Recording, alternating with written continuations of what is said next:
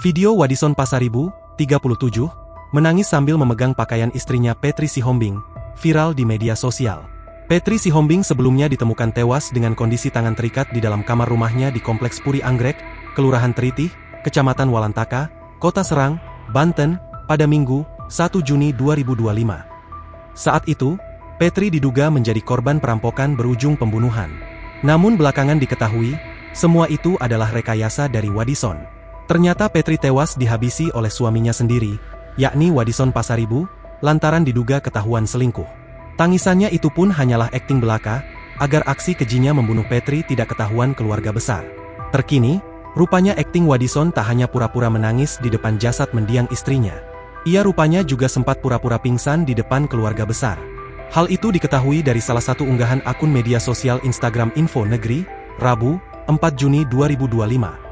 Tampak dalam rekaman video yang dibagikan akun tersebut, Wadison jatuh pingsan di depan keluarga besarnya. Mengenakan kaos berwarna biru muda, Wadison pun terlihat turut ditenangkan oleh beberapa anggota keluarganya. Ia terduduk hingga seolah tak berdaya di hadapan keluarganya usai sang istri meninggal. Aktingnya pun terlihat sangat meyakinkan. Dirinya bahkan sampai diberi minyak angin hingga dikipasi. Namun ternyata kesedihan yang ditunjukkan oleh Wadison itu adalah palsu.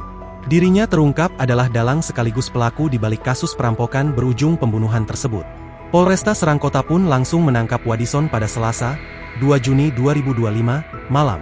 Benar suaminya pelaku sudah diamankan tadi malam, ungkap Kapolresta Serang Kota, Kombes Pol Yuda Satria kepada wartawan di Alun-Alun, Kota Serang, Rabu, 4 Juni 2025. Namun, Yuda enggan membeberkan rincian mengenai proses penangkapan serta motif di balik tindakan pembunuhan tersebut.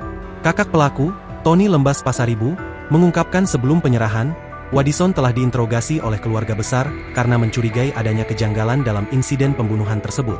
Tony menjelaskan bahwa Wadison akhirnya mengakui telah merancang skenario seakan-akan Petri merupakan korban perampokan. Dia menciptakan alibi bahwa habis kena rampok, kata Tony kepada wartawan melalui sambungan telepon.